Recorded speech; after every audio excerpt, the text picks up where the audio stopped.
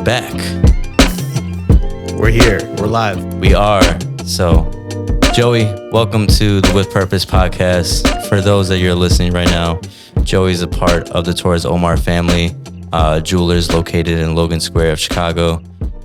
Really influential family, not only in the jewelry game, but just as solid people and figures of the city that are just like very pivotal in the culture and fashion and all the arts. Really, you guys have like solidified your position in the game, and it's been a pleasure for me to be around and seeing him for myself within the past year. So appreciate that, man. Happy to have you here and really shed light on what you do, man. Yes, so sir.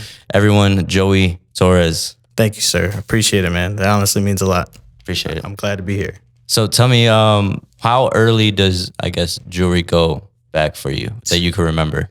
Since I was a kid, bro, honestly. I mean, my dad has been doing this since he was 17, 16. Yeah. Nah, I lied. Probably 13.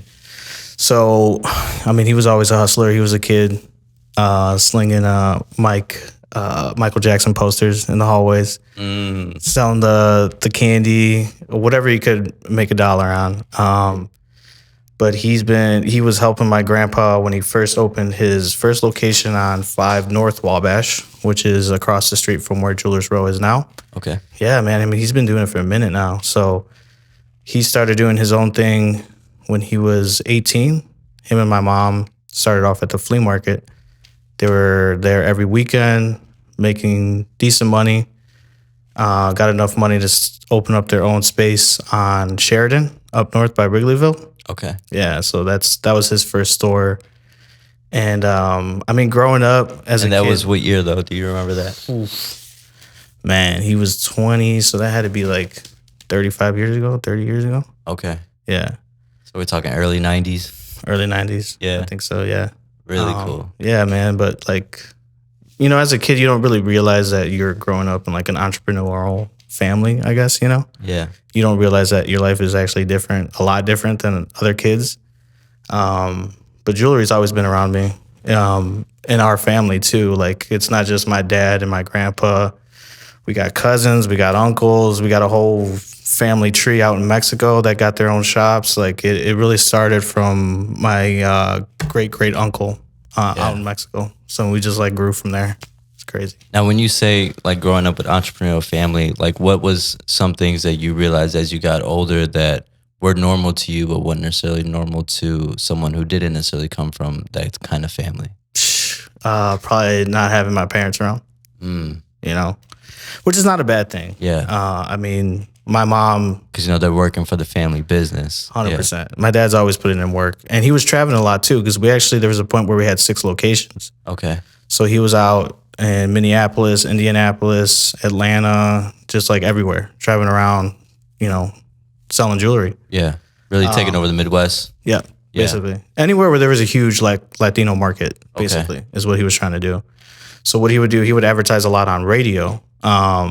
So he would advertise on radio, you know, I'm going to be at this location. He would rent out a shop for like a month. I'm going to be at this location. And then everybody would come through. And it was kind of like that. And then eventually, once you build up your clientele in that market, he would open up a store there. Wow, so it was radio power. Radio power, bro. Yeah. I'm telling you, it was crazy, man. And they would spend so much money, like to a point where, you know, boxing was huge in the 90s, right? Yeah. So Mike Tyson, Chavez, Oscar de la Hoya. Yeah. And that's actually how my dad became friends with Chavez was, I think it was 93. 93, my grandpa got some press passes for just like an exhibition match that he was having in Rosemont. Okay. And he met Chavez's manager and was like, yo, I got $20,000 right now, cash, if he does a commercial for my jewelry store. And that's where it started. So then they locked in that commercial, and then he was like, he started doing commercials like in the early 90s. And that's kind of like what made us take off in the Midwest, honestly. It's crazy, bro. Yeah. Yeah, but my grandpa found a way in, and it grew from there. We were really close. Him and my dad were really close. He would go to Vegas a lot to watch his matches, and it was crazy. Is that relationship still going today? No, honestly, what's crazy though is that before the pandemic happened, we actually was it 2020, right? March 2020 when yes. when it all went down? 2 years, yeah. Jeez, 2 years already. Yeah. But so we were celebrating our 40th, or we were gonna be celebrating our 40th. So we reached out to his manager, and we were gonna do a meet and greet. Okay. For Chavez, and we were so close to like literally signing that deal, and then a week later the city shut down, and we would have been 20 grand out because we were gonna pay half up front, you know. Yeah. So everything happens for a reason. Yeah. So, but yeah, that relationship ended probably early 2000s. From what I understand, just differences of priorities, I guess. Were you around these boxing matches too, growing up? From what I remember, I wasn't at the boxing matches, but we used to host parties all the time. And I grew up in Crete, Illinois. It's like 35 miles south of the city. Okay. But I just remember having the family over almost, I felt like every Saturday. Yeah. You know, we would play the games. Gambling was huge, but we would just always host people. And I remember I grew up around that, and I grew up watching Chavez and Oscar and Trinidad and all those people. So Yeah. it was really cool. Are you still watching Big Into Fighting today? Not really, man, to be honest. I don't think there's really anybody in the game besides like Canelo. Yeah. That is exciting to watch. I watched Mayweather and Pacquiao, like that was a trilogy, or what, they fought like 4 times or whatever. Yeah. But that's the only fighters that I would really follow. But now I'm not really into that. Are you supporting of figures like that today, like pop culture, kind of like Chavez? Is there anyone that you guys have close relationships that you do most of their, like, I guess, jewelry work for, or you're like, say, this is our guy, kind of like how Chavez was your guy? So honestly, in recent history, I would say like the past like 5 or 6 years, we had Mano come by. Okay. Mano, obviously a huge DJ in Chicago. Yeah. Big producer for the weekend. He produced probably his biggest song, The Hills. But I remember it was like a random Saturday, and I think it was like a small business Saturday for American Express. Yeah. Mano came through just to see what we were about. But he really liked how my dad just like took care of him like a regular person. Yeah. So he really appreciated that. Got something small. I think he spent like $600, whatever. But then he came back, and then we started doing custom work for him. And that's when we really started getting close to him. He started telling people about us. But he was also comfortable because like he was like, yo, I found this hidden gem. And he would talk about it. And then some people would be like, oh yeah, I know that spot. Like, you know, it's like we were already known. So he felt more comfortable. But he started introducing everybody, like the cool kids. Joe Fresh came through, a bunch of people. Joey Perp, Tokyo. We haven't had Chance come through yet, but that's all right. I know he's not a jewelry guy. Yeah. But yeah, it was just like, it was like a slow community starting to grow within Chicago, which was really cool. What's been one of your favorite pieces of that work that you've done recently? I think my forever favorite piece would be the St. Michael that we made for Mano. It was like full 3D. Okay. It was like something at that time hadn't been done before, just because of the process of how custom jewelry is made. Yeah. But he introduced us to Tim, who is a 3D sculptor.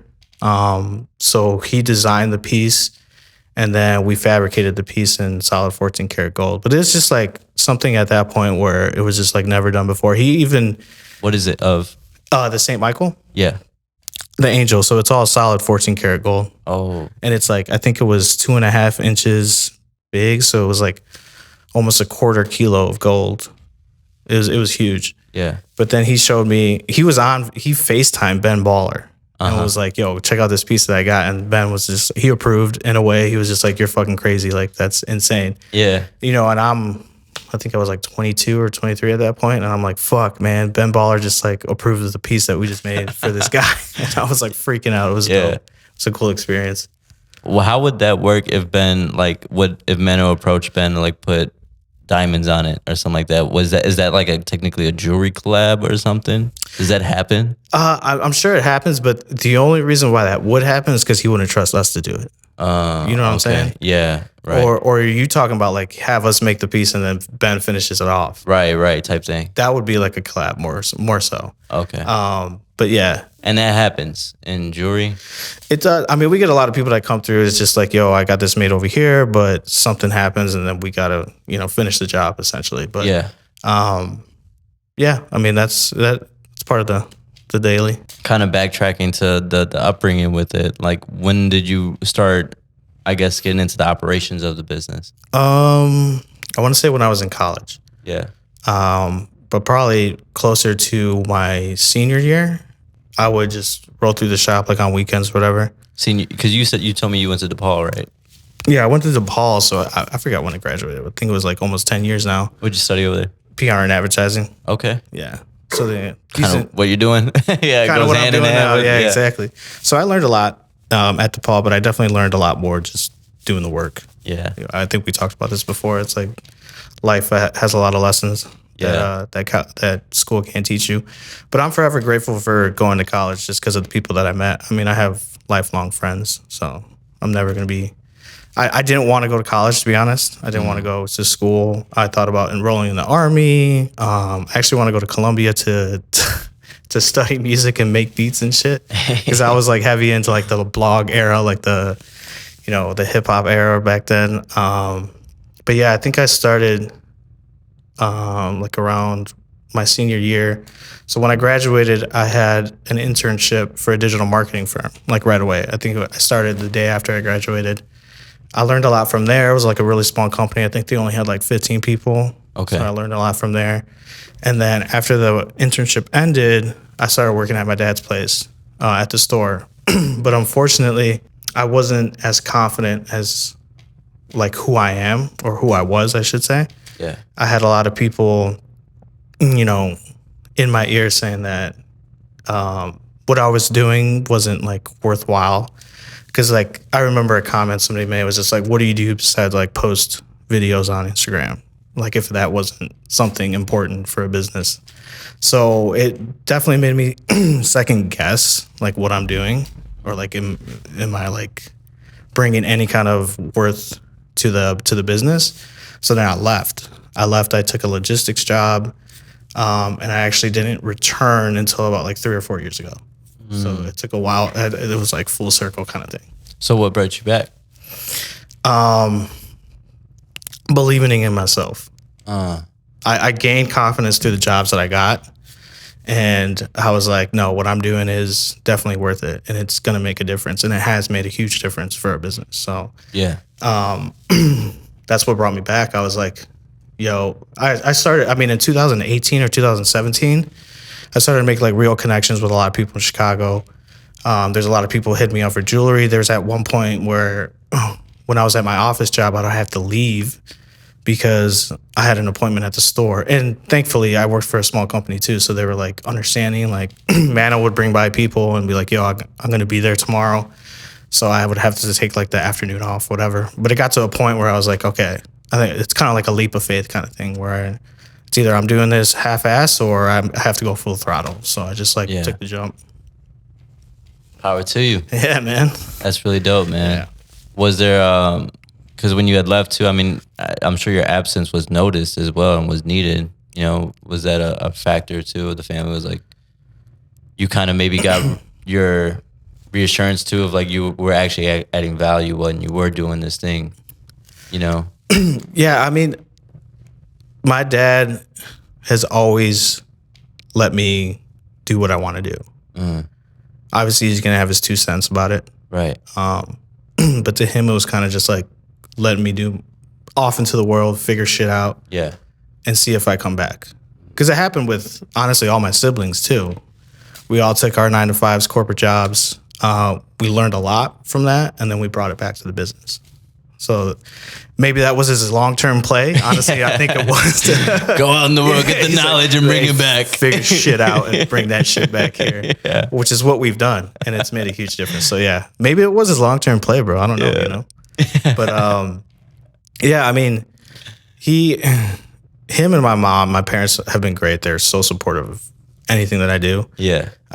So they were just like, they're always down to throw me in the deep end and let me figure shit out. So is his story similar to that in a way as well too, with his relationship to his dad when he was like kind of taking over the business too? Was that? I wish we might need an episode with Pepe himself, man. Hell yeah. The guy was running the fucking store when he was like 10 years old.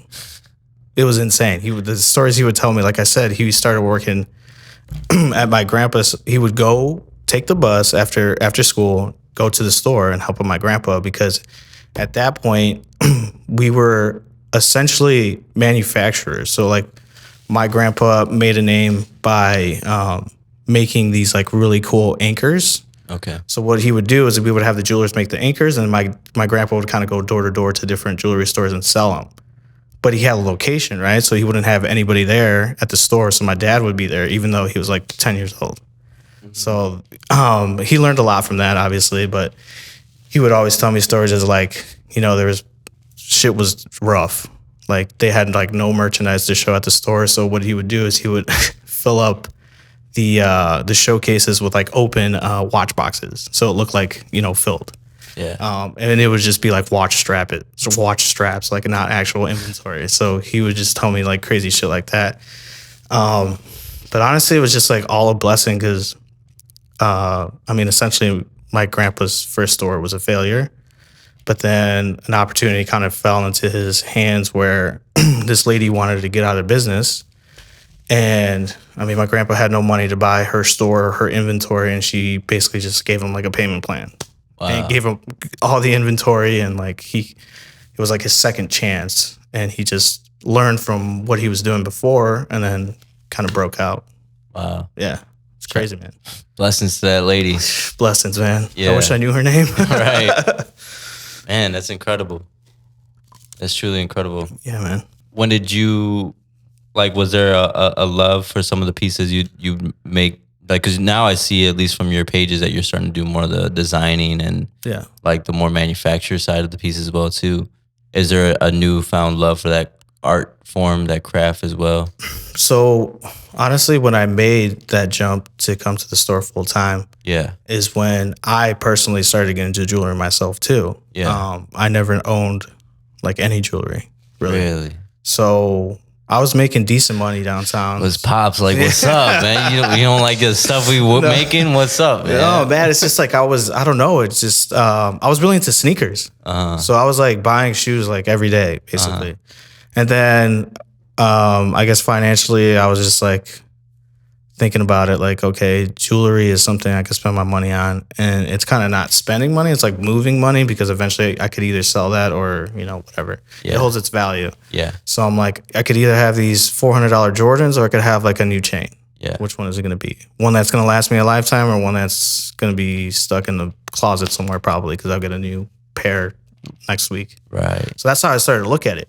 So then I started buying a lot of jewelry, a lot of chains, rings, bracelets, all that shit. Because again, I was making decent money, and obviously I get a good price because my dad loves me. And then I started really look into just the process of making custom jewelry, just the art process itself of like being a metalsmith, basically. Yeah. And yeah, like you said, I would kind of just got so infatuated with the process. And I just like was so excited to try to figure out how to make my own process and create my own things at the store.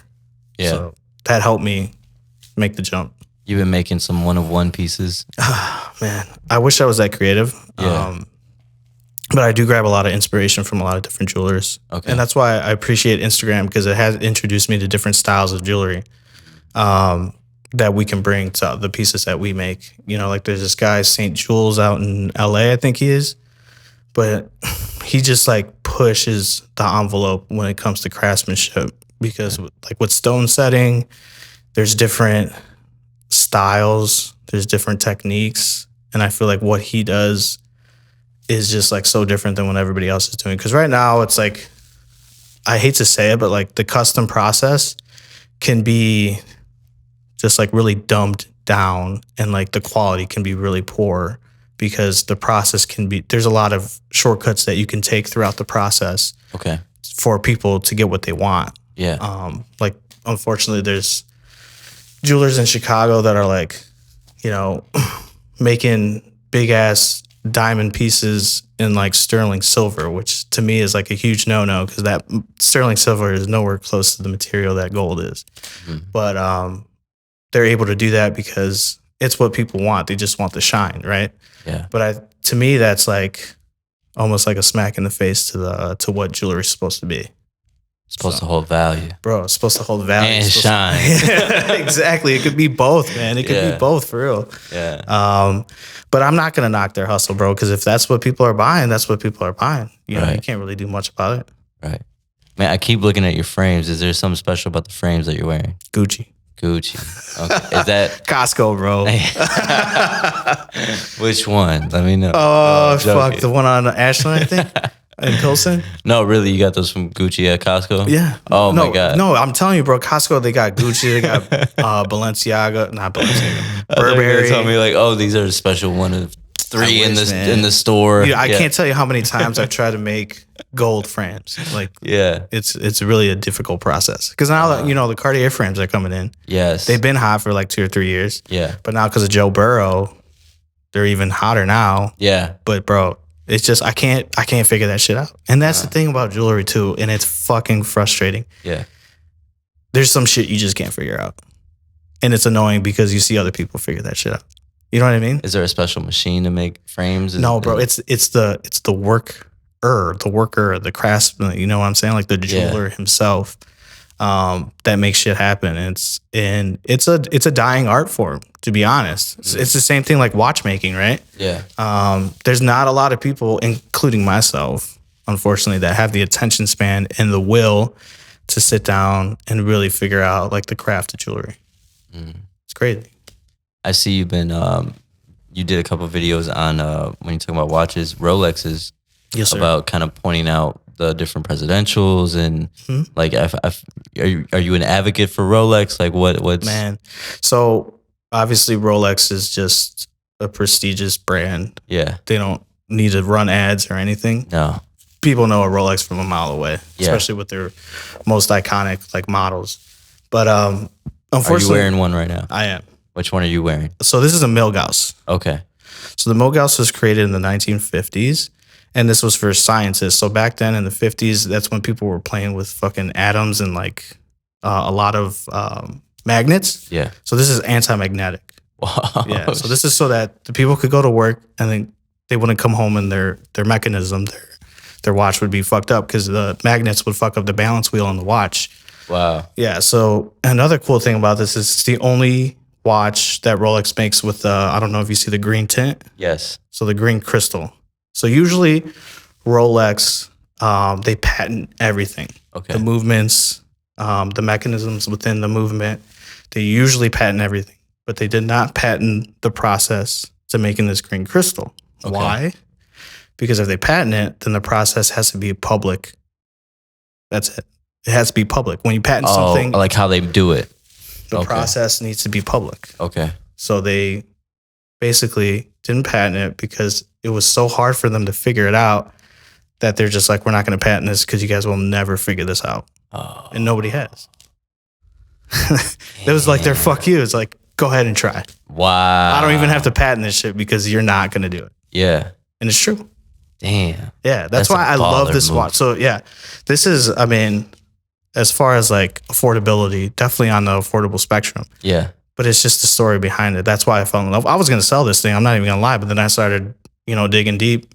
Yeah. And I fell in love with it. It's like your own, what it means whenever you rock. And I love telling the story. I love storytelling, bro. It's one of my things. And I try to storytell through, how I market our business too. Yeah. But going back to the Rolex thing. So unfortunately, the watch market right now is just insane. Yeah.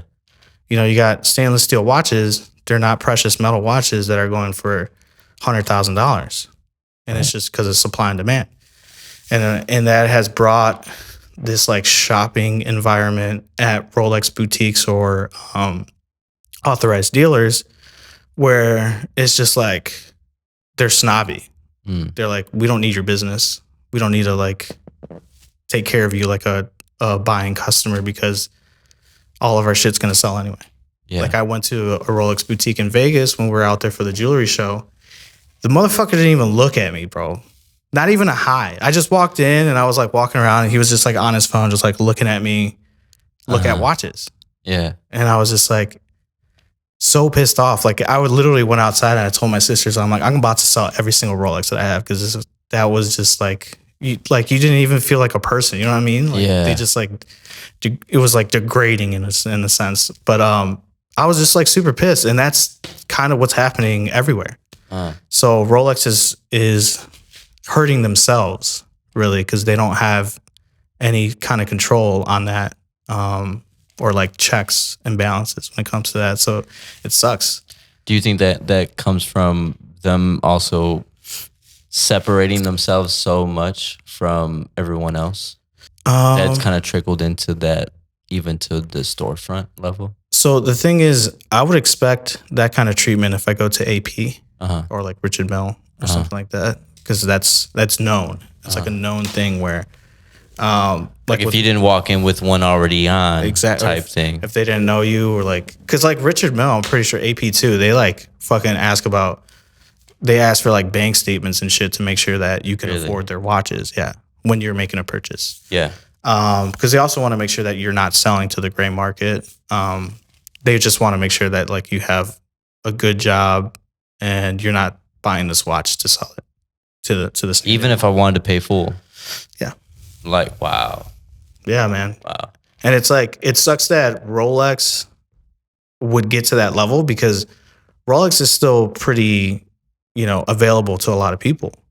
So like everyday, blue collar, white collar workers. So it would suck that they would have to get to that level. But unfortunately, that's where we're at right now. You have any APs? I wish, dog. Richard Bro, let me tell you. So the first AP I sold was on my birthday of 2020. Okay. July 2020. And I sold it to a customer of ours. Sold that AP for 30 grand. Wow. You know how much that thing is today? $87,000. Oh. I've tried to buy back that watch from him like fucking 3 times. He's just like, I'm not selling this watch, bro. Relax. What's increased what's the story behind that increase? Demand. Really? Mm-hmm. Okay. Every single big watch brand, Rolex AP, they all have come out with a statement the past year or so where they basically just said, we understand that there's a huge supply shortage, but we're not going to cut any fucking corners to compromise our quality. So this is how it's going to be for a long time. So people, the value of these watches are just going to go up. I can't even get like a regular Submariner, which is like an iconic, Rolex piece. Last year, I could probably retail that thing. I sold one to a customer of ours for $14,000. Now my cost to get it is probably like around 17 or 18,000. Wow. Yeah, it's just going up, dog. It's crazy. Wow. Watch game is crazy. Now it's like, it's even getting to the point where are we going to be able to be in it because our customers can be able to afford the pieces, So it's just crazy. It happens, man. That's what happens. I wouldn't say getting, but I say acquiring new customers. How do you do that as a jewelry business? So we've been fortunate to be in business for this year. We're celebrating 42 years. Congrats. And thank you, man. It's been a grind, but most of our business is just word of mouth. Yeah. It's crazy. I love the stories where right now we're getting a lot of people 25, 30 years old. They're coming in like, man, I remember coming here with my grandma when I was a kid, and my grandma shopping here either with your grandpa or with my dad. So like now they're coming back because we have, thankfully, jewelry for every occasion: baptisms, communions, quinceañeras, whatever, birthday gifts, anniversary gifts. So they're coming back now with their kids, buying them some jewelry, decking them out. So it's like really cool to see almost like a family line coming through, Yeah. And that's mainly where most of our customers come from. But again, social media is a huge thing too. Yeah. We try to host events too. A lot of people hear about us because of the events that we have. And but I would say social media for sure is our biggest driver for new customers. And what like a couple years ago, people thought your position at that wasn't important and something, and now bro, it's like, I know that's the thing, but it's a driving force. But the thing is, 4 or 5 years ago, Instagram wasn't shit. Yeah. Yeah. And it was like the reason why I told my dad we need to start it, because I was like, bro, I saw other jewelers, and I was like, this is some pretty cool shit that they're doing. Yeah. Why can't we do that? Yeah. And he literally just like, yeah, why can't we? So there it is. We just started doing it. And So yeah, it's been history ever since, man. It was really dope. And I thank God that my parents have always had the faith in me and like believed in what I thought was good for the company. Yeah. Because hardly any pushback ever. I mean, there's times where, you know, especially in like the social media world, you meet a lot of different people. Yeah. And sometimes you think everybody has good intentions. And then I guess just, you know how parents are, bro. They can see right through shit. Yeah. So there's a lot of times where essentially they've kind of saved my ass in a way, or, you know, made me think twice about the decisions I was making. Yeah. So I'm always thankful for that. That's love. Yeah, man. You got a good family around you for sure. Yeah, man. And that's dope that where you don't hear a lot of, at least I don't know a lot of Chicago family stories where it's like everyone is successfully building the business. Yeah. You know? Yeah. It might just be might be like two out of the whole family, but you guys are like the whole it's the whole family crew, man. It's the whole crew. Yeah. So, you know, it's crazy to think that, it's always crazy to think that my friends or like people that I know don't see their family a lot. Yeah. When I'm with them, like 9 hours a day? Yeah. And obviously in any business, you're going to have your disagreements, clashes, whatever. But at the end of the day, we all know it's all love. Yeah. We leave that shit there and then we go have dinner and have a good time. Yeah. You know? And that's, I'm super thankful for that too, because that's not like that for a lot of people. Right. Especially people who are in business together. And like you're saying, there's not a lot of families where everybody's all in. You know, we do know a lot of people where they're just closing their business because their kids don't want to take over or they don't have anybody to leave it to. Yeah. So we're super blessed in that aspect. Does it come from seeing what it's resulted in for your parents so that you're like, oh, that's something I see it pay off because it paid off in my everyday, you know, like where it's like, that makes sense to keep building this because it's building only goodness for like our family and my life. So how I see it is honestly, my motivation is that my parents have put so many hours into this. Yeah. They put in so much hard work over the years where my motivation is that they deserve to see what they built from the ground up prosper. That's my motivation. So that's why I want our business to do well, is because they deserve to see that. Yeah. So that's why. And I think my sisters feel the same way. Obviously, it's brought a lot of blessings to us as a family, you know, socially, financially. But my true motivation is just for them to be happy about, you know, like being able to like just like look back and be like, yo, this is what we created. Yeah. And just like me trying to take it to the next level so they could see that. And everyone looks beautiful. What we created. Yeah, man, exactly. We all, you know, sit back and hand in hand and just like look at what we created together, essentially. Yeah. That's dope, man. And everyone looks at your pieces and, you know, everyone has a different reason of why they look at a piece that came from your store. Yeah, man. You know, that's pretty cool too. I think jewelry creates a lot of memories and a lot of stories. Yeah. And that's why I love it too. You know, we can use jewelry for any occasion, really. Yeah. But what's really special is just like hearing those stories like 20, 30 years down the line, you know? Yeah. Like a lot of people come in, like, you know, my grandpa used to wear this every day. Is there something I could do with it? Like reworked gold or whatever. And I always tell them, you know, keep the piece because it's special. But a lot of people also like come in, as is. As is, always, yeah. Keep it as is. Or people come in and be like, yo, I remember my uncle used to wear like this Jesus piece and, you know, I want something like that now that they have the finances to do it. Yeah. And I love that shit, man, because it's just like the jewelry is so nostalgic. Yeah. That it's just beautiful. You know, it has a story of its own. So you could have the same piece and you're going to have two different stories of, you know, what it means to each person. That's true. Yeah. Do you feel like that's something that a lot of people get wrong about jewelry? You know, because it could be like, oh, it's just a thing, or someone who likes a lot of jewelry is just materialistic. Like, how do you flip that? You know? So I would say those people aren't our customers. That's what I would say. Yeah. Because again, I said there's plenty of people, there's plenty of jewelers out there that offer that kind of jewelry. Right. But it's not us. Right. Our jewelry is deeply rooted in our culture, in our traditions. So I would say that those people aren't our customers. Yeah. But I mean, I understand, like, you see people spending millions of dollars on jewelry, right? And for what? To look good for other people. So I understand that kind of perspective on jewelry too. Yeah. But that's not what we make. Right. Ours from the heart. Yeah, from the heart, for real. Yeah. From our hardworking hands, man. Yeah. 100%. Is that what most of your day looks like? Is you're back there just no? Like, see, that's what a lot of people think. Okay. A lot of people think I'm on a bench, like fucking cutting my hands open. But you gotta understand, I'm the marketing guy. Yeah. You know, so I'm honestly on the screen a lot, on my phone. Yeah. On my laptop, and my dad has basically given me the reins of our website. So I'm the website guy. I'm the guy that posts all the products, does all the product descriptions, product photos.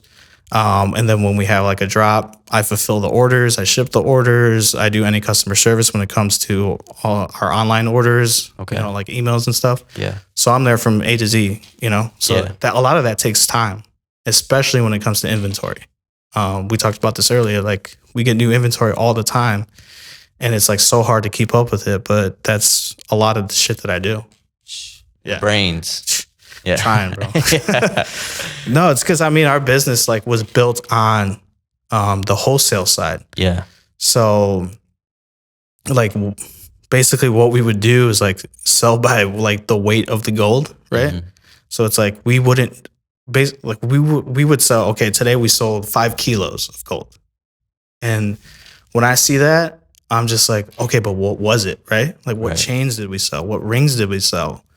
What style were they?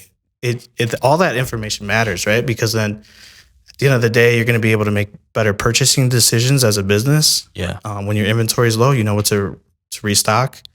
You know what doesn't sell. You know what sits on the shelf longer than others. Yeah. So you just like are able as a business to make more informative decisions, and it's been past 2 or 3 years where we're kind of moving more retail. Yeah. So it's difficult because, you know, to go from that to where we're trying to go and like have individual SKU numbers for each item. It's like really hard to do because of the amount of shit that we just like go through every day. And that's when you say you're moving more retail, is that because it's more custom pieces? Or? That and just like right now gold's really high. Today it just hit $2,000 an ounce. So the margin to make money on wholesale is really small. Okay. So people are moving away from that. Okay. But we're just getting a lot more retail customers, not only because of that, but also because of our marketing. You know, we're bringing in new customers that are looking for specific items. They're not trying to make a business out of buying jewelry from us, you know? Yeah. So that's why. They're looking for something special that they can't find anywhere else. Yep, exactly. That's what's up. Yeah. What is, with the trend, like, because I guess you're able to see the trends that are happening. Mm-hmm. What is like we're in March. We're right after Valentine's done, but like what is mostly the type of jewelry you see out the door between March to summer, like June? So right now, baptisms are going to come through, communions, first communions, confirmation. Carne asadas, bro. Yeah. Bestsellers always is just the traditional jewelry, Cuban links, rope chains, just like shit. Again, people see that they've seen like all their life on people that they looked up to, whether it be family members or like actual like iconic like pop stars or, you know, something like that. Those are always going to be the best sellers. But we try to diversify our inventory. We import from Turkey, Italy, Spain, South America, just so that we can offer a lot of different things. Okay. Like this month, or I should say next month, we're putting together like a spring collection where it was us just like putting together a line of different like women's jewelry. So we're doing a collab with this girl, Steph. She's a nail tech. Okay. So we're doing a collab photo shoot where she's going to do their nails, and then, you know, we could get some pretty dope product shots like that. That's what's up. Yeah. Just try to like creative ways to market your products, you know? When you do a collab like that, do they have a decision in like the style of the collab? You know what I mean? So, I mean, I try to work with them. Tailor it towards that person too as well. 100%. Because the whole point of a collab is to bring the best out of each other, right? Right. So I want to make sure that she can highlight her strong suits, right? Yeah. And then we can highlight our products how we want to as well. So, last year was the first time that we did it with her. And This would be the second time. This would be the second time. Nice. Yeah. So last year we were first introduced. You just like wet your feet. Kind of get a. It was our first time too, just like doing a collection type drop too. So we were both learning. So this year, Steph definitely has a little more creative direction. She has a better idea of what she wants to do, and always down to work. Always down to learn from her as well. That's what's up. Yeah, man. You gotta bring each other up, bro. Yeah. That's what it's all about. Is there like a gold nail piece in that one? I don't know what she's got planned, man, but I know that one of the models is getting fit right now for her nails. So we got the shoot on Sunday. Really cool. Yeah. So she has her idea, and I can't wait to see what she's got. With things like Cuban links, are you able to, like, what makes a good Cuban link? Tight links. Tight links. So it's like the gap between, I wish I could, it's like the gap between both links. Right. So a bad Cuban link would have like this big hole in between the links. A good one would have tight links and it's like flat because of how they filed the chain. Okay. And it's all handmade. So they make each chain or each link handmade. They melt down the gold, they press it out, then they create wires, they make the wires around the thing, they cut it. Yeah, it's a huge process. But it's awesome, man. That's why I like, man, you should look at my YouTube. Everything is like suggested how to make Cuban links like fucking all the way down because I just love that process. And I get to watch it in the shop, Do you do diamond placements on those two, like in shop? We can. Yeah. We definitely can. So it takes more time though. Okay. And also you have to make the Cuban link a specific way so that there's enough gold to drill into it. Ooh. Yeah, so that you have enough metal to hold the diamonds itself. Okay. So what's really popular now is actually prong set. Okay. So basically you make the chain, but then you also cast like these little baskets, like little prongs, so that you solder it onto the link of the chain, and then you set the diamonds on there. But it's a part of the melting, like it's in a how does that work? Is it already like a molded shape that you just pour the gold, heated gold into type thing? For the prongs? Yeah. Basically it's a lost wax process. I think that's what it's called. So yeah, you just like cast it that way and then you just solder it onto the chain. That's what's up. Yeah, man. Have you had experience making any of those? The Cuban links? Yeah. No. But I have, I've seen the whole process from start to finish. Yeah. It's something that I want to try to do. But it's like, it's all about time, right? It's like, where's your time more valuable? Yeah. Is it making the Cuban links or is it working on the marketing campaign? You know what I mean? That's why it's kind of tough. Or else I'd be working fucking 70 hours a week. So you gotta be strategic on how you use yourself too. You guys don't limit yourself to just Chicago, right? Like people can place orders everywhere, yeah. Everywhere around the world. Yeah, we have mostly our out of state orders are actually people who grew up in Chicago or something. Yeah. And they moved out of state. We got this real loyalty right there. Oh, 100%, man. It's crazy because I was just about to say this one lady for our Valentine's Day drop, she probably copped like 4 or 5 chains, a couple rings, a couple bracelets. And I was like, damn, man, somebody from North Carolina ordered all this shit. And then she hit us up on Instagram, was just like, oh, I used to live in Chicago. I just got my package. Thank you so much. This and that. And I'm like, fuck, man, this is awesome. I love that shit. It's awesome. Yeah. And I try to make like personal touches on the online orders too. If I'm shipping shit out, handwritten notes, something with a little touch. Yeah. So it goes a long way. Yeah. I think at least. Hell yeah. That's what people remember you most for. Oh, 100%. Yeah. Yeah. And if it doesn't make a difference for one person, if it makes a difference for one person, that's all that matters. Right. Right. You could write 50 fucking handwritten notes. 49 people could give a fuck, but it's that one person that matters. Yeah. That's a lifelong customer now, Hell yeah. What with all that you kind of taken on coming back, you said the past 4 years, like how is that kind of I wouldn't say how is it, but what are some like qualities you've seen as being much closer around the family, I guess like leadership qualities that you've instilled into yourself or kind of that you've taken the way you see your dad now operate the business since you're spending so much time there? Do you see yourself kind of thinking the same or operating when you're in your own? So my dad and I are very different, but we're very alike at the same time. Yeah. So I would say my leadership would probably be a lot different than how he does things. I'm a huge guy about communication. I mean, my dad's just a hard-headed Mexican guy, so communication comes tough sometimes, which is fine. But since I'll tell you after I do it. Bro, I don't know how many times a day it's like, I got it. Like, what are you doing? I'm just like trying to learn, I got it. Don't worry. I was like, oh man, okay. Anyway, but I had a lot of experience at smaller companies. Those like 2 or 3 years that I wasn't at the store. Yeah. So one thing that was always key was just communication with the entire staff, not just with people that you work close with, Right. So that's kind of one thing where we're different, but at the same time, he does well with what he does too. Yeah. So I think more than anything, him and my mom have made me very confident in what I do, which is good. That goes a long way. Yeah. Because I'm not scared to introduce different ideas to him. Yeah. I'm not scared to actually execute those ideas either. I just do it because they got my back no matter what. That's what's up. Yeah. That is what's up. Yeah, bro. Having really cool parents like that. Shout out to your parents. Shout out to my parents, man. Young parents. Super young. They had you, like you just saying, when they had you young? They had me. Are you the oldest? I'm the youngest. Oh, the youngest. Yeah, so my dad was 22 when he had me. And I actually, we have the same birthday. Right. Yeah. That's dope. Yeah, I'm his best birthday gift he ever got. That's what that's what I like to say. Yeah. Yeah, man. Super dope. What's your birthday? July 31st, I'm a Leo. Nice. I don't know if you're into that shit. I'm not, but no. That's all I know how to say. It's just I'm a Leo. You could tell me what it is and tell me the wrong months. I would not know. Yeah, bro. I'm not into that. Yeah. What is that? Astrology? Not my thing. Yeah. A lot of people are though.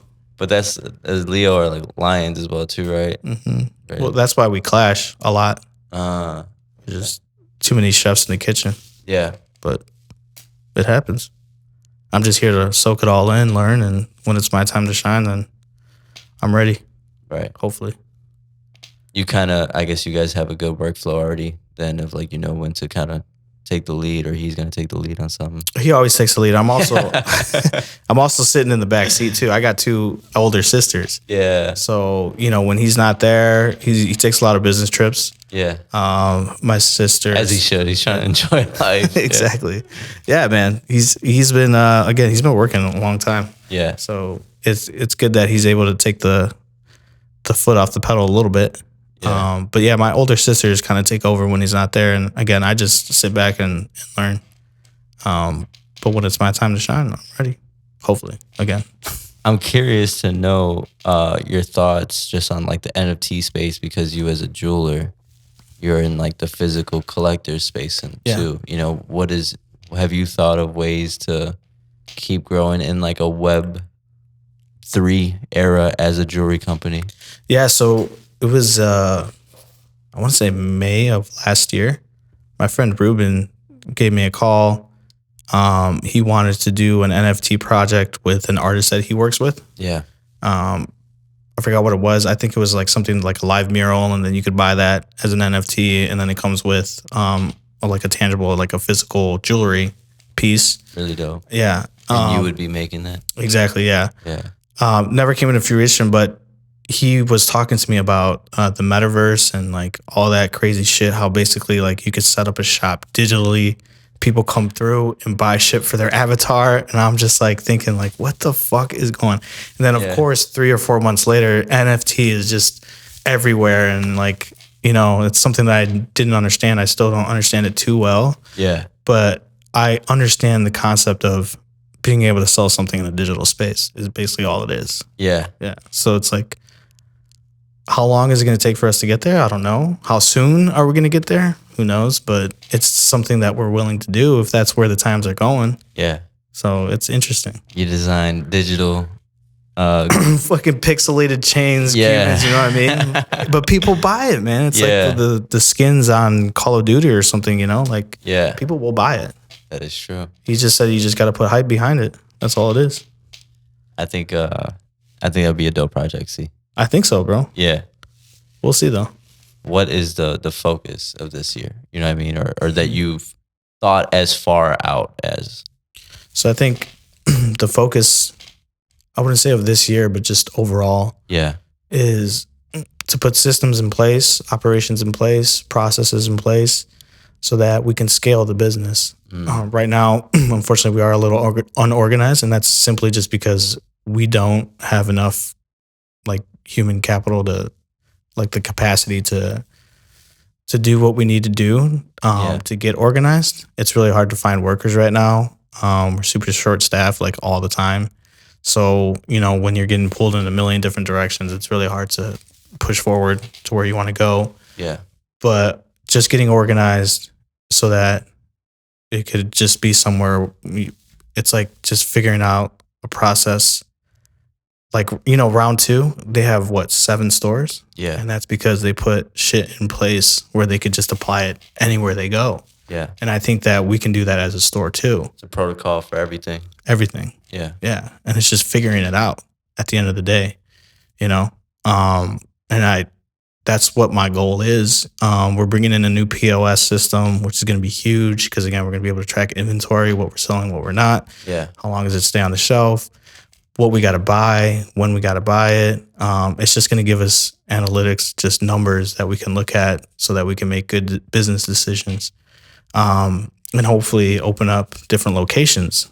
But, I always think about what if I could apply this kind of strategy or process to different businesses too, right? Yeah. What if I could help other people grow their business into something bigger? Not only from operations side, right, but from the marketing side too. Market any product. Anything. Yeah. You just got to know how to do it. Figure it out. Tell a story. Make it good. Put it in front of people that care about it. And then they're lifelong customers. That's what I think about a lot, honestly. Torres Omar Marketing.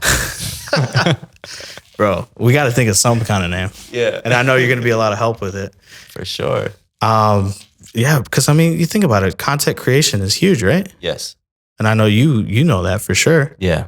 How's business been since everything? Man, it's been good. I've been very blessed. Now it's kind of more, and the biggest challenge I've been running into is kind of just focusing in on the type of content I do want to put most of my own efforts towards, because I can only do so much myself, because it's like you want to take as much business as you can. Sure, I could do this, I could do that. But then again, what are you known for? Is kind of the struggle, because now it's like, I know you could do a lot of dope things, but what is the one thing that you are like, that's it, know? Yeah. But it's tough for me because I want to do so many things. And like with my brand, it's also more of a creative brand. So it's not like you can just do one thing or one thing is your focus, because you're with purpose. You know what I mean? Like you're like we were talking about before, kind of breaking the brand down into different subdivisions. I think that's just been my biggest challenge. But business overall has been well, because like the pandemic's slowing down, so live events are coming back. I'm coordinating more like high school events for the schools, college events, more private events too, weddings, a lot of people getting married. Okay. Been doing video work, event coverage. So it's like every week something different, but it all keeps falling on the lines of just like live events and coverage of some sort. Do you feel the same drive like for every kind of aspect of the business that you do? Like with video, live events and stuff, like do you feel the same energy behind everything? Yes and no, because some things are different. Some things are operational, or something is more creative performance. Like, for example, the high school event, I'm coordinating it, like I'm putting everything in place. I'm booking sound guy, light guy, but then also that same day, I have to make sure it all runs and everything's in place, but then also have to perform and give a good performance for the kids and make sure I'm playing their favorite songs and I'm having a good set. You know what I mean? So it's like every, it's wearing a lot of different hats, should I say, so it's like, it's jumping back from, all right, operational, how do I figure this out? Okay, we got to put together a contract, got to put together this, and then, all right, I got to switch into how am I going to creatively approach this? Like, what is it going to look like? And then, it's so, but I think it's more, it's fun because it's challenging me in so many different ways. It's like someone's like, you have a coach, and like saying if this was boxing and they're telling you like jab or throw this, then it literally feels like that, where it's like, all right, now do this, so it's fun because I think I'm going through so many, I think it's good because it's still in the early stages of building this company and this brand. So it's like, I'm just in the learning phase of like knowing what is good work and what isn't bad, or what is not good work, or what is acceptable and not acceptable when you're given these certain projects. Okay. So I think it's kind of laying out the field and taking me through all these different challenges to test what I can do, and then also know what to look for when I'm like approached with it again. Right. But now I have a team in place that can execute on it with me, and be like, I need it to look like this. Yeah. And, Well, that was going to be my next question. Like, do you see yourself, are there areas in the business where you are okay with replacing yourself? Like, yeah, you're fine with somebody else handling the contracts. You're Yes. fine with somebody else coordinating the light sound guy. Yeah, because I know that in order to build a big business and a big brand, I can't do everything. Right. So it's just a matter. I guess I got to start trusting. The only thing I can control is the leadership that I have within myself, and I have to just learn to lead myself better before I can start leading a team. Or Okay. you know what I mean. So I think that's really the focus of these next months until I start growing my team. Right. Of just having that discipline and leadership within myself, that okay, I can lead my business up to this point. Yeah. And I'm bringing on extra work because now that I've gotten through this stage, time to take it to the next stage, and the next stage. And do you see that happening soon? Yes, I feel like it's already happening. You know what I Okay. mean? It's not, because you gotta first you must become in order to be. You know what I mean? 100%, That's how I yeah. believe. So I feel like even if it's like not yet happening, or like, oh, it didn't happen in like the 3 months I said it would happen, but like I can look at every day as like, well, you didn't have this opportunity last week. Right. You know what I mean? So Yeah. this is like a new opportunity to learn from, grow from, to just use that as a building block. Okay. So That's important, man. yeah, because I could Yeah. still look back and be like, all right, I wasn't having these type of conversations maybe 4 months ago. This is progress. Right. So are these realizations or these type of thoughts, because thinking is powerful too. Like 100%. when you're thinking about just more of like how to approach something versus what you maybe weren't even thinking about at the time. It was just daydreaming or something, Right. So different type of thought processes, something I'm trying to be aware of. So how have you seen your thought process change? Man, I've seen it where I have more grace in myself, I guess, having like self-confidence, yes, Yeah, but it's also huge, man. It's not super beating important. yourself up so much when some things that's hard. don't work out. Because then I feel like that goes in hand with the confidence as well too. Why are you gonna beat down this person that you're embodying, that you also want to be better? You know what I mean? Like Right. you can't beat that person up all the time. That's a really interesting way to look at it. So kind of just have grace. And I think that comes from also just, I had a really good conversation with Brandon. Yeah. And when we got to the point where I was talking with him, and something I've been trying to think about and being more conscious, because that episode was like 3 weeks ago and it's been in my mind ever since we talked about it. But he touched on the sense of he wants to build a stronger world. So he keeps his decisions very binary of like, well, if I'm going to do this one thing, is that going to lead to me building a stronger world or not? You know what I mean? It's kind of keeping your decision making very simple of like, is this making my situation better or not? Or is it making me better? Is it making the project, the group better or not? So I think if I just not stress so much about the anxiety of like the unknown of the future, and being like Right. focusing on right now, this second, this room, this time that I'm going to spend at this day here, what can I make better while I'm there that isn't better? You know what I mean? Just keeping it very simple and just having simple wins that are going to magnitude and grow into a big win when you look back. Of course, man. So That all builds up yeah.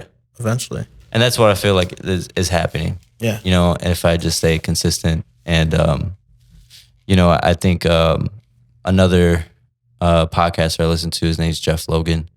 And I believe it's Jeff Logan. I don't know his name. I'm so bad with names, but Yeah. you have no idea. It's a Jeff. It's a Jeff and an L last name. name's Jeff. Yeah. My name's Jeff. And he talks to just like, we all have the beast in us. And his podcast is called Becoming the Beast. Okay. And one thing he touched on in one of his episodes was like, if you're going to claim you're such a beast, or you have this beast mindset, it's like, why isn't your business a beast? Why isn't your body a beast? Why isn't your mind a beast? You know what I mean? So I think just understanding that's the same thing as your process. Like you're just becoming that beast in business. You're becoming that beast in the version of yourself. Right. You know, so like just give time for that thing to develop, like with anything. I saw something interesting today. It was something like, it's not really about who we're trying to become, but it's also about who we're trying to unbecome, right? It's like shedding the layers of who you've been to get to where you want to go. Because there's a lot of things that you realize, like you said, in your process, just in developing who you are and yourself on the way, right? So you just like start to shed these layers of, I don't want to be that person anymore because this needs to be better. You know? So it's that's why it's always super important to meditate and like reflect, think back, like you said, what in this situation, what could I do better? Yeah. Do you have a routine like that, meditation routine? I wish I could say that I do. Yeah. Willpower is a struggle. Yeah. But it's towards food, man. That's a tough one for me. See, the thing is, I'm a snacker. So, are you? Yeah. Oh man, I know that's deadly. Yeah, dude. For sure, deadly. But it's just like, for me, I always think about it, right? Yeah. Like I'm always just like, I need a routine. Like, what do all successful people have in common? They have a fucking routine. Yeah. Right. And it's because they get stuck in their process of developing who they want to become. Yeah. So it's always, the story of like, yes, I've tried, and then I have a weak moment, and then I don't want to get out of bed or something. But like today, it's also about the people that you have around you, right? Like my girl yesterday, she was just like, you always talk about this shit. When are you gonna do it? And I was like, fuck, you're right. Talking about meditation or something. Just like building a routine. Yeah. You're always talking about how you want to lose weight. You're always talking about how you want to stretch in the morning because your back is stiff or whatever. Yeah. But when are you gonna do it? And I was just like, you're right. And I, at first I was like, damn, you're rude. But then it's just like, no, she's just trying to make me better. Yeah, she's challenging you. Yeah, exactly. She's challenged me, and it's challenging you with the challenge you already told yourself. Exactly. The challenge I didn't accept with myself, and I will with her. Yeah. So it's like about the people that you have around you, right? That are going to motivate you and tell you the hard things that they have to say. Yeah. So I got up this morning, I stretched, I got on the Peloton, and it's just like, okay, this is day one. Yeah. It's okay to start at somewhere. You got to start somewhere, right? Yeah. That's all. Just keep it. The consistency. That's what's important, right? Yeah.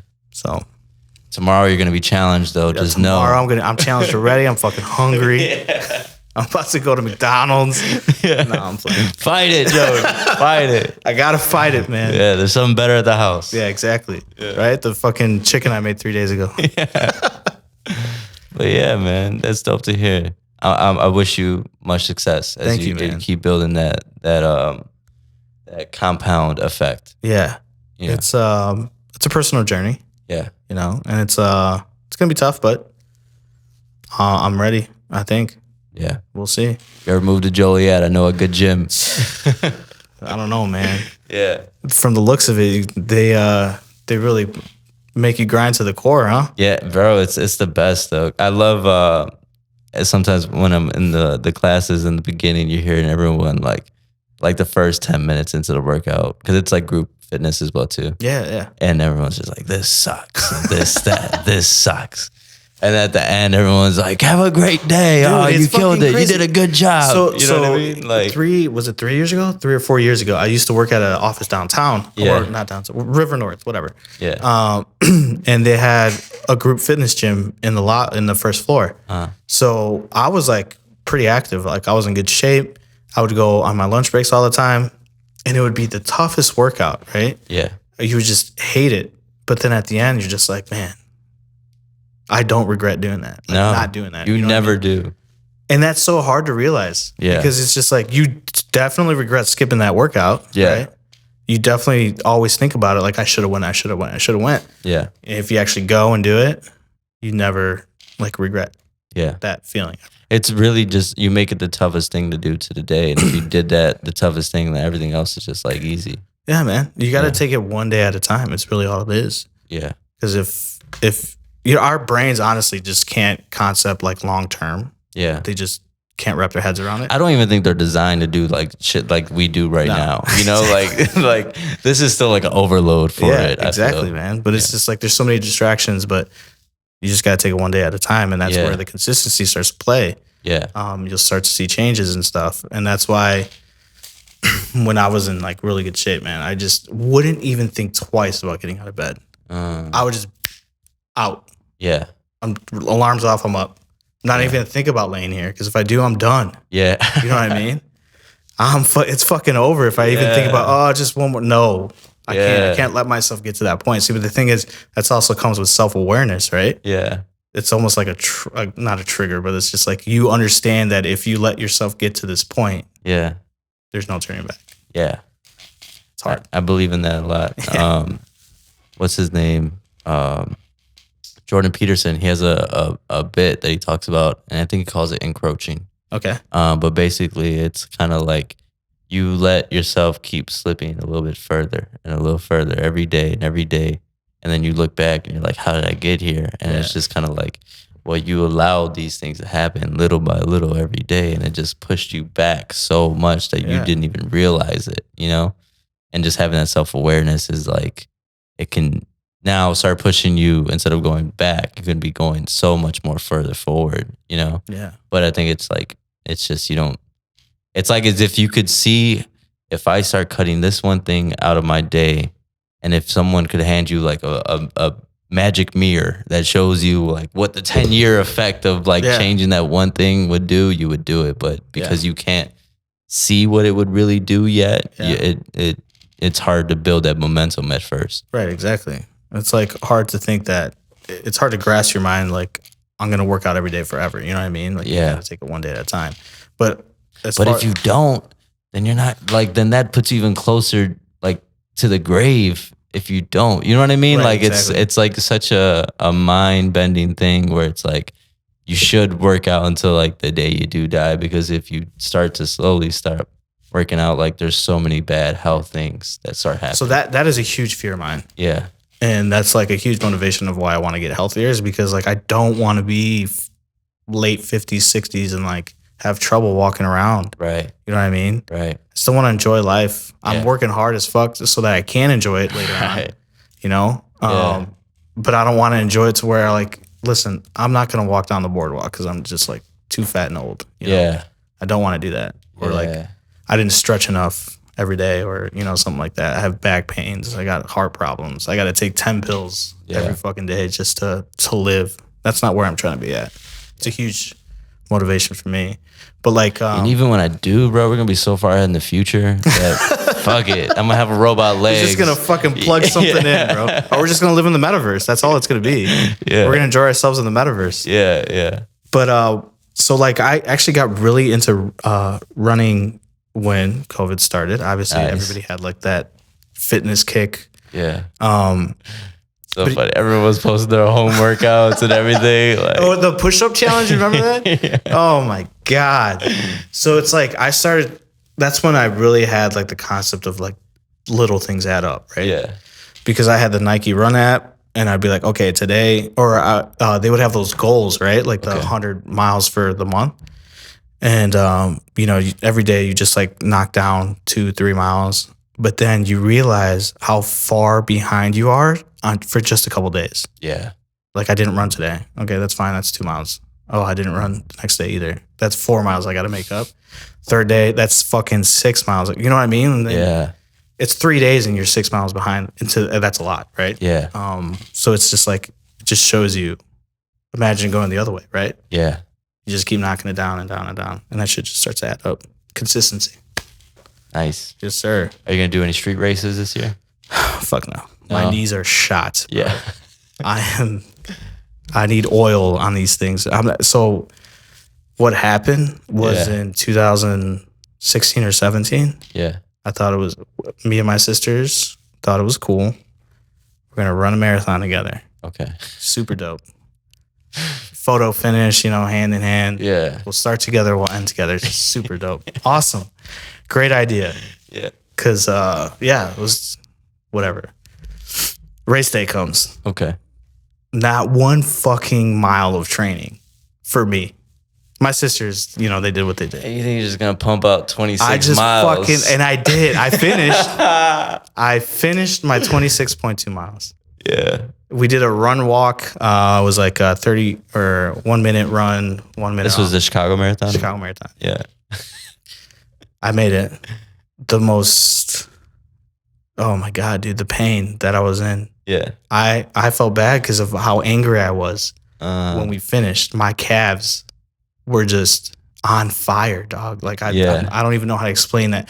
And my sister's like, oh my God, let's go to like the end of the race party, which is fucking half a mile down Columbus or whatever the fuck that street is. Yeah. And I'm just like, are you shitting me? I'm sitting right here on this grass and dying. Like, yeah. Man, so my knees have never been the same since then. Oh my God.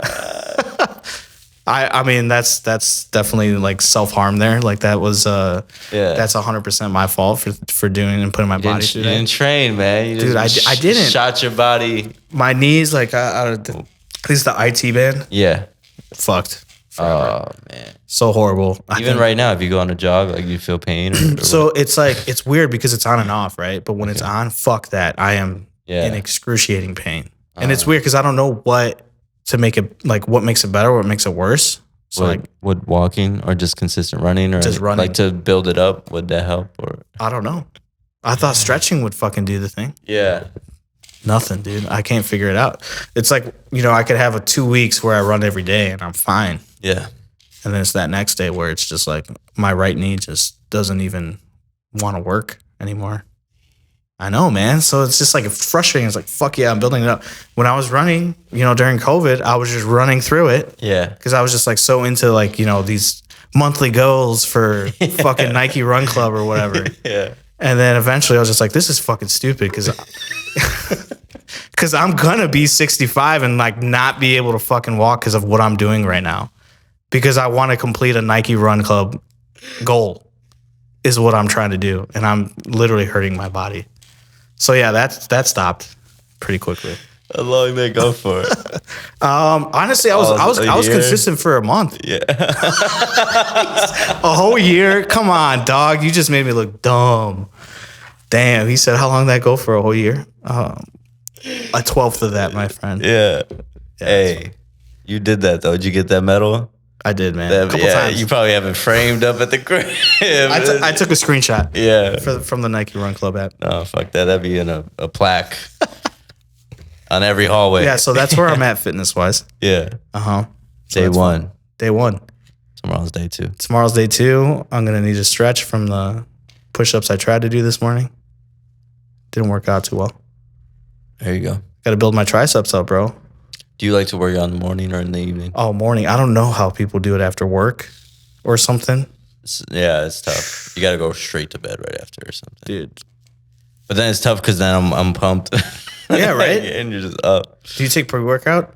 I used to take pre-workout like in college, and then I just stopped just because I was like, I know this stuff's not good for me either. Right. You know what I mean? And I don't want to build a tolerance for it. Yeah. So I kind of cut it out. I don't take any pre-workout now. I used to take a lot of C4. Yeah. Yeah, me too. Shit ton. So that's another thing, man. Like, so in college, I lifted. I started college at 140 or 145. It's dangerous. And I started lifting. Uh-huh. I got up to 175. Oh, I thought you meant like 1:45 p.m. Oh, fuck that. My bad. No. Those days are dangerous because you're just. I got an afternoon class. What I do? No, bro. Because I used to commute, so I would have to get up early. I would try to get all my classes in one day. So I would, I would have like 4 classes starting from 8 to 4 or whatever. Okay. But so yeah, I started off at 145. I started lifting because I was like really scrawny. I got up to 175, and then at that point, I was working out every day for like 2 or 3 years.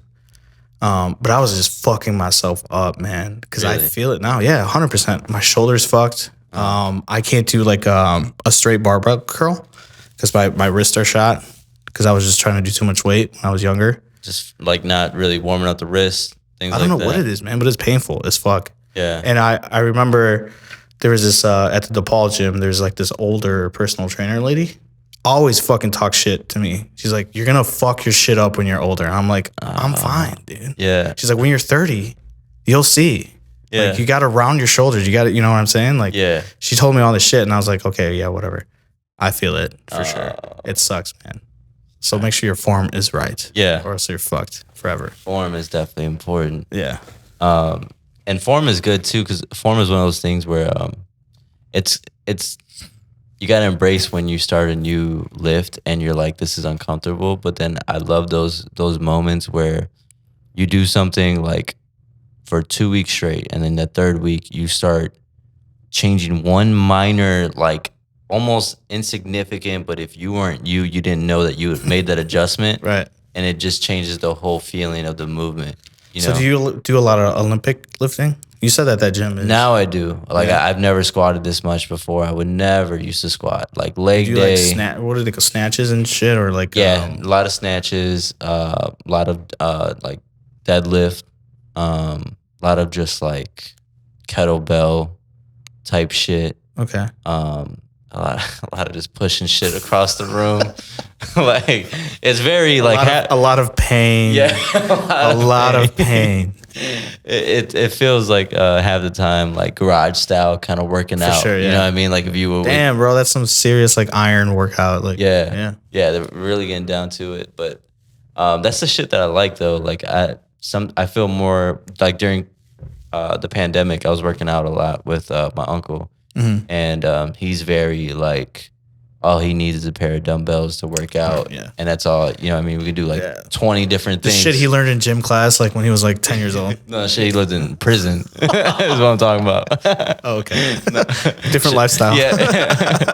Same conversation, different lifestyle. But no, like, you know, just that was like, I like that type of working out where it's just like, you just get shit done with what you got. You know what I mean? And sometimes I feel like when I'm at the gym without people that aren't going in, doing the same workout as with you or part of the same class or something, and like you just everyone's kind of in their own zone. Like you just kind of, it doesn't build an environment of like, let's go lift some shit. You know what I mean? Yeah. But like, I like that feeling of just like basic, simple shit that's effective. You know what I mean? I don't need to do like 10 different machines. Just do these 3 things for like 30 minutes and you're gonna be on fire. You know what is your relationship with burpees? Bro, we do them all the time at that gym. I'm sure, man, because that shit gets your heart rate going. Yeah, now it just burpees like a push up now, you know, and you just don't think about it, you just do it. Oh man, yeah. I hope you don't do those sissy ones. No, I do the whole. No, I jump down, I do the push up, I come back up, and hit the jump. You know, I can't do that. Yeah, no, I don't do that fake shit. So I stay very disciplined with myself. I don't fuck around when it comes to working out. Everybody at the gym now is going to look at you like, watch me do these fucking burpees, right? Yeah. Don't talk shit about me on your podcast. I trust me. I don't ever talk shit about anyone that's working out. I just talk shit about myself when I'm working out. You know what I mean? And just like in my head, I'm just like, you better do all 10 pussy. You know what I mean? Like, you know what I mean? Like, have you seen those fitness people on TikTok that just like bash like fat people or like people trying to work out? I hate that shit. No, I do see them when they like put them on Twitter though. It's just funny. Oh my God, dude. I feel so bad, but it's also like, fuck you, man. They're trying. Yeah, like I would never, I don't know, I guess as a content creator, I would never make a piece of content that's like bashing somebody. Bashing someone and you're doing all this shit wrong. Like, because my way of thinking is better. Like, fuck you. You know what I mean? Like, that's not a way to, at least. So how do you feel about TikTok? I feel really good about TikTok. I've been putting pressure on myself to make TikToks just because I saw a lot of TikTok on that board. I know, Sorry, man. I took a peek. That's a lot of shit I just haven't finished. You know what I mean? Or just like I've been putting off where it's like, stop putting TikTok off because that's like. So are you putting it off because you think it needs to be perfect? No. Or you're trying to figure, like I think you mentioned before, what kind of content you're trying to put out there to show your strengths, right? Yeah, and I think it's me. It's just like I got to produce some of the like content that I actually want to put out. I just don't want to put out like just to put out a TikTok. Just say I put out a TikTok. Right. You know what I mean? Like it has. I want it to just at least have substance to it and not just be like something that's just like look how cool I am behind the camera or behind DJing. You know what I mean? Okay. Like I want it to be a piece of its own. Yeah. So that's why I've been like. Have you thought about mini blogs? Mini vlogs, yeah. So I've been doing like monthly ones where I've tried to take as much like phone camera clip as I can and kind of piece that together in like a 60-second thing. Just the last month has been kind of boring. It hasn't been shit going on, son. A lot of podcasts, and that's why you see podcast videos, son. It's just the same shit, different person in the chair, just every clip. No, different stories for sure. And that's one thing I love about podcasts is like so much content can be made from 1 hour talking that wasn't planned, wasn't script. It was just off the dome. And I feel like that's how like content I want to push out that's just like authentic. Yeah. You know? That's why I really appreciate TikTok, because I think it really gives people the opportunity to show who they really are, right? Yeah. And I think that's a really unique way for brands to do the same thing. And I think TikTok is going to be huge for any business, especially our business too, right? Because people are going to have an insight on how do we do things, how do we run our business. Yeah. Maybe us personally as well. Like people might gravitate to who we are, each individual in the family. You know, somebody might like Pepe more than they like me, just because Pepe might, strike a chord because of who he is. Like maybe, he reminds me of my uncle or my dad. Yeah. You know, like we came out with one episode so far on the YouTube. I don't know if you watched it. But like we basically try to make our own show. Yeah. Los Joyeros. And I thought it was a really good episode. I thought we did well. Yeah. But the time it took for Marino and I to just pick out shit that made sense. Yeah. I think it took me like 2 weeks to even just like write a basic ass outline or script for what I wanted to show. It was so hard. So hard, dude. And then I'm thinking of like, I'm watching these other YouTube channels where they come out every fucking week. Like every week is a new episode. I'm like, there's no way. There's no way with that. That is like tangible for a small business like us. We're already spread thin as it is. Yeah, that's true. Unless you find that like... See, but the thing is TikTok might be the answer. Yeah, or you do content on TikTok and someone from History Channel or from Discovery Channel is like, let's sponsor these guys or produce a show with them. Yeah. I think that's kind of the goal too, to think. Well, I see a studio back there, man. Yeah. Shit, let's get something going. Yes, we will, man. We definitely will. No, 100%. And, but yeah, so TikTok, like you said, when you're putting out content, you want a little substance. So I've challenged myself to create at least one TikTok or one piece of content every day since Friday. And it, I guess I'm on the other side of the spectrum where I'm just going to do it because if I get myself to do this every day, I'm going to learn what works, what doesn't. Right. I'm going to learn, I guess, a little more editing skills, shit like that. Hell yeah, you will. So that's why I'm doing it. Yeah. You know, I'm trying to think less like the perfectionist that I usually am. Right. And just do it. Go with the flow. Yeah. Because that's essentially how our Instagram started. I wasn't posting a lot because I was like, this picture's got to be perfect. This video has to be perfect. Our grid has to look gorgeous, whatever. And then I was just like, fuck that. I'm just going to post when I want to post. I'm going to post what I want to post. Yeah. And essentially it just blew up. Yeah. And that's kind of the same approach I'm trying to take with TikTok. And a little more humorous too. Yeah. Just to, again, keep the personality of the business and the brand. Right. So, yeah. Dope, man. Exciting. What are, before we head out of here, what are some things we can expect from the family this year? So, we got the spring collection coming up April 3rd online. And maybe another beautiful anniversary celebration. Fire. Last one was great. Top notch. Awesome. I've told Marino and them, like, it's so funny. We didn't even know we were all getting booked together because Evie put it together. Yeah. And Evie's super dope. Yeah, man. Really cool. Great.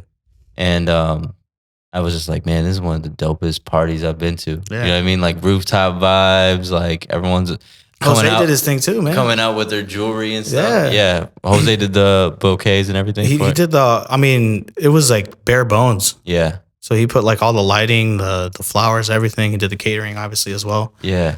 So he did his thing. And we're honestly thinking, it doesn't have to be an anniversary party every year, but maybe like, I don't know, just like an event where we get to dress up like a Met Gala kind of thing. Yeah. Just to have, because the energy there was so good, you know? Everybody was just like vibing. Yeah. And we're trying to create that again. That'd hopefully be this year. Yeah, man. Some kind of Chicago shit. Yeah. Chicago grown. 100%. And that's what I noticed too is that so many people were there that do stuff in the city. You know what I mean? That just like are Chicago grown, but like it was just nice to see everyone just laid back and all brought together through. One is great work that you guys do because everyone was decked out in your jewelry, but then two, because of like I guess it's more than what the jewelry is. It's like you don't pull those kind of people out just because like they want to show out. They're coming to see you guys because of the effect you've made on them. Yeah, exactly. You know what I mean? Like, so that was cool to see. Of just like, it was beautiful, man. I felt like surrounded by really good vibes and just a lot of love. It was really nice to see. Yeah. But like you were saying, you know, deck out people in jewelry, and it's like, obviously a dream would be to see like one of our pieces at the Met Gala, right? Right. You know, somebody rocking one of our collections or something. Right. But if we can't get there, then just create your own Met Gala. That's how I see it, right? So create some hype, get a good event, get some love going, you know? That's all it takes. Love that, man. Yeah. One thing I like to ask before we close this out is, because this is the With Purpose podcast, what do you feel as right now is your purpose in life? Man, I was dreading this question. Oh, man. Man, as soon as I booked this, I was like, this is going to be a deep one. It is a deep question if you think about it, right? Because it obviously requires a lot of just reflection and self-awareness. Yeah. But I think my purpose is a little selfish right now. Okay. It's I think my purpose right now is to figure out where I stand in this world and maybe have a more definitive outline of where I want to go and who I want to be too. So I say it's a little selfish because it's kind of like all on me, right? But you need that time. You need the time. Yeah. You know, you go through cycles in life, right? Where it's like you're up here and then something happens and you're kind of down here and you kind of rebuild and go from there. And that's kind of where I'm at right now. Yeah. So I think that's my purpose at this moment. Hey, you're going to get there. I'm getting there. Yes, sir. I ain't going to stop. I'll tell you that. No. I better not hear you starting day one again a week later or something like that. Hey, you're going to see me walking around on crutches, man, because I'm going to keep trying to run and shit. Hell yeah. Yeah, man. Nah, it's going to be a good time. Well, all power to you, brother. Appreciate it, man. Honestly. Thank you for having me, bro. It's been an awesome time. Great experience, honestly. Yeah, I appreciate that. I'm looking forward to seeing you grow, because you're talking about doing your podcast as well, man. I think our podcast. Obviously. Yeah, I think we could make good co-hosts, honestly. Hell yeah, With Purpose podcast. Yes, sir. At Torres Omar Jewelers. Joey T. And then we can get Pepe in there every now and then, you know. Yeah. Get my dad in there, see his 2 cents. Yeah, hell yeah. A lot of God talk, but you know, we'll see. I think that'd be cool, man. Got to make yours a stopping grounds for, you know, guests that want to come get decked out too as well. 100%. Just be like, yo, come to the podcast. See, that's what one thing has stopped me was obviously the video aspect, because it's like no experience in that whatsoever. So you know, you're building up, man. Yeah, you get there. We'll get there for sure, brother. Joey, thank you for taking the time, man. Yes, sir. It's been a pleasure. Thank you, man. We'll reconnect here soon, yes, sir. For sure. Thank you to our listeners, and make sure to support Chicago, support the Torres Omar Jewelry family, and reach out for them for any wedding rings. Yes, sir. Any go through what do you guys provide, man? We got gold. We got diamonds. Definitely got gold. Yes, I love the gold you guys have. Honestly, bro, if you guys want to reach out, we specialize in 14 karat gold. Chains, bracelets, baby bracelets, baptism, communion, quinceañeras. We have lines for all of that. So come through for any occasion. We got you. Any budget, big or small. Sounds good, man. Anyone you work with, too, is going to be a great experience. Appreciate that, man. Thank you. Thank you, Joey. Again, Thank you, sir. Appreciate you. Yes, sir.